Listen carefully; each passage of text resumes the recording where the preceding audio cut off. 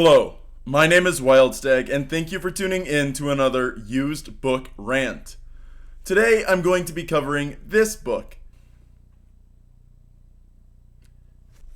Dancing Alone in Mexico, From the Border to Baja and Beyond.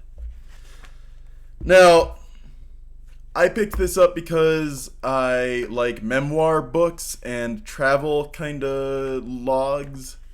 And that's what this is. It's a collection of essays written by a man named Ron Butler and compiled and put together in 2000. Now, the copyright information says that this author was born in 1932, which means he would have been about 68 years old when this was published and probably 65 when he was putting this together. Now, one of the reasons I like this is that on the inside cover, there's a note. I don't know if that's going to zoom in well enough or focus well on it, so I'll read it out. It says, Estomada tia, I hope every day is filled with many dances and no alarm clocks. Con mucho cariño. And then it says, Teresita, I think. It's hard to read that cursive name, but I really love used books that have notes in the margins. And this one has several notes in the margins. Firstly, it opens up with a chapter merely titled The Breakup. From the sound of it, it's specifically about the divorce between the author and his wife, who is also the mother of his children, and how they returned to Mexico after the divorce, and he remained in the United States. So it says here, we were in Acapulco, lounging poolside, when someone with a telephoto lens clicked her picture from the far side of the pool. She pretended not to notice, but I saw her almost indiscernible reaction, that slight involuntary movement, a twitch, if you will, when she heard the shutter. People were always taking her picture. She had worked as a model in New York with considerable success, but hated it. The meat market, she called it. Everybody was always coming on to her, she once complained. Photographers, clients, the ad people. By choice, she hadn't done a professional assignment in nearly 2 years. You can take the model out of New York, but you can't take away the model's intuitive reaction to the sound of a clicking lens. The author then, later in the introduction, this section titled The Breakup, says that he worked at several magazines in New York, Esquire, Penthouse, ending up at True, the man's magazine, a misnomer to be sure. While the popular huge-selling publication championed man and his world of high adventure, hunting, fishing, scaling the Great Peaks, cars, guns, sports, jailbreaks, and spies, its staff was primarily made up of pipe-smoking family men, some of whom could hardly find their way to the office in the morning, much less romp the Serengeti. Later in the introduction, he states that after the divorce, she moved to Mexico taking the kids. He asked her to collect every night just to make sure that she was safe, to reassure him that she was safe, but after the first night, she didn't, and when he finally gets in touch with her, she says, there wasn't anything going on, so I didn't feel the need to tell you. 6 months later, he began the first of what would be a long series of trips to Guadalajara, commutes, I used to call them, to see the children.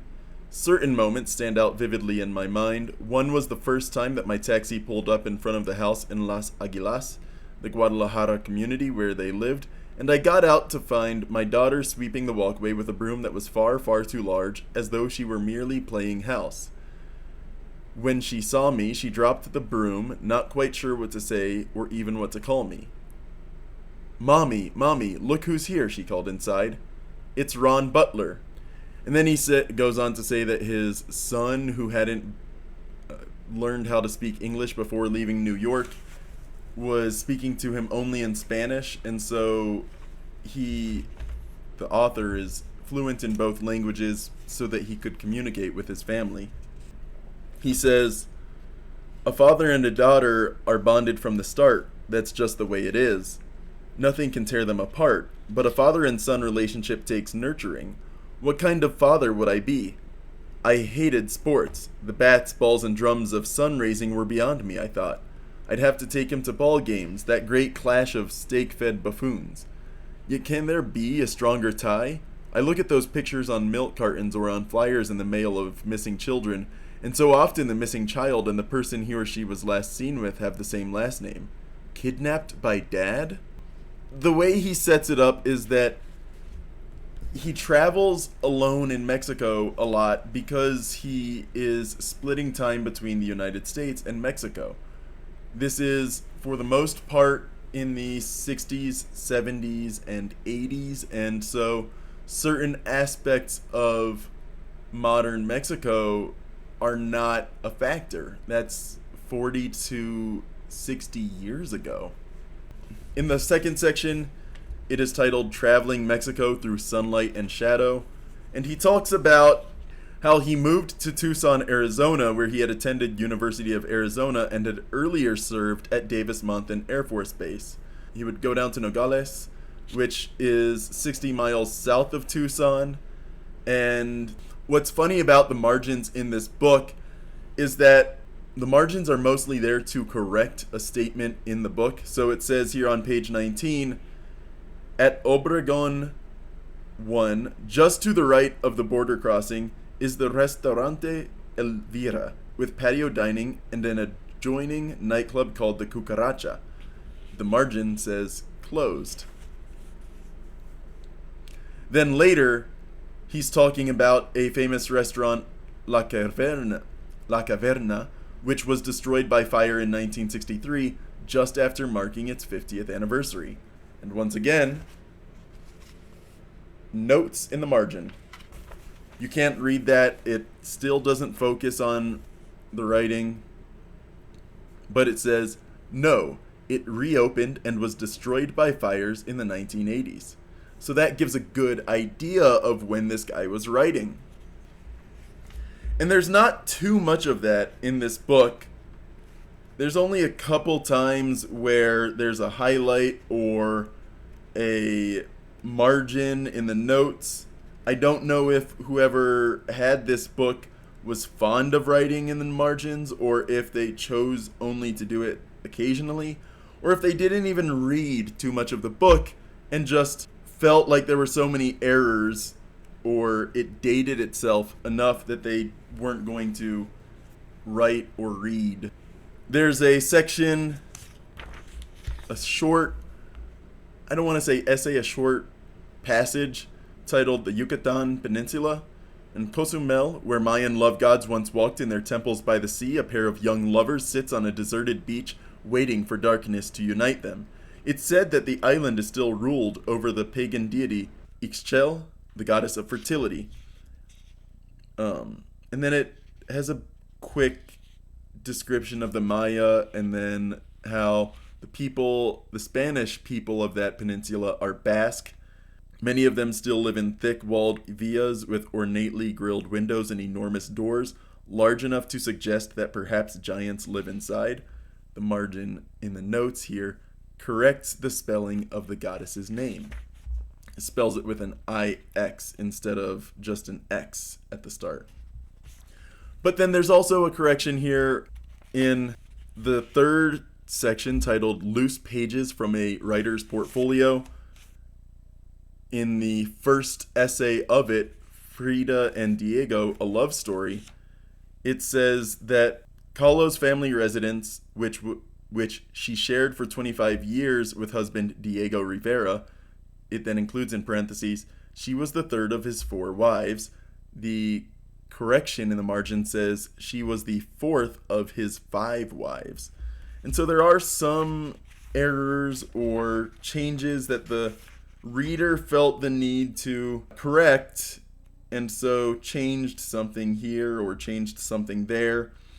The stories are as recent as 1997, so a wide-ranging era. There's some sections here about matadors and the various bullfights he saw while they were still running in Nogales. And he says, as an epilogue, despite the difficult breakup of our marriage or the logistics involved in visiting my children in a foreign country, I was always grateful that my ex-wife and children had settled in Mexico. A country that has shown such great resilience and healing throughout its tumultuous history somehow heals the soul of those who live there and those who visit. It is a warm and gentle country, and I grew to love it through the eyes of my children. How proud I was that they spoke 3 languages fluently, English, Spanish, and German, and that in restaurants they could handle any menu placed in front of them. They could make quesadillas for themselves for breakfast and pop down a jalapeno without flinching. They've learned patience and values. They've responded to and grown in the warm Mexican sun. I'll always thank my former wife for that. In time, Goethe left Mexico, returning to Germany, and eventually Alexandra and Adrian came to live with me. That ends the story. It's only about 200 pages long, and the stories are fleeting, their history, their culture, their travels. It's a good mixture of essays. There's one where he talks about, I want to say he talks about Copper Canyon in one of these, which he describes as the Grand Canyon of Mexico. He discusses being on the trail of D.H. Lawrence, a night ferry to La Paz, El Rosario, where butterflies are free. There's a lot of stories in here, and they're framed, of course, with the perspective that he's traveling through and to Mexico because of that divorce. But as is clear in the epilogue, he enjoys it, and he eventually does reunite with his children. It's a lot of interesting stories mashed into one 200-page book. The first one, that the divorce, which is titled The Breakup, is about 14 pages long, but most of these are only 2 to 4 pages in length. So you're getting a lot of stories disconnected, but all engaging, and if one isn't engaging or isn't interesting or entertaining, in a few pages there's another story, and that may be more interesting to you. And so what I really love about this book is it's very descriptive, it's very personal, it's very engaging. I love the stories in here, and if I could, I'd read so many to you in this video. There's a great section here titled Mummies of Guanajuato, which he describes it is a marvelous old Spanish colonial city in the heart of central Mexico. It hangs on the slope of a deep, rugged canyon as if ready to tumble at any moment into a pile of timeless rubble. I think it's basically just about dead, but the essay is about death, and it ends with a short paragraph. The word death is not pronounced in New York, in Paris, in London, because it burns the lips, Mexican poet Octavio Paz once wrote. The Mexican, in contrast, is familiar with death, jokes about it, caresses it, sleeps with it, celebrates it. It is one of his favorite toys and his most steadfast love. And I really love that paragraph. All of this is in here. There's just a lot of interesting stories and a lot of fun and educational experiences that you get to read through this book. So I paid $10 for it.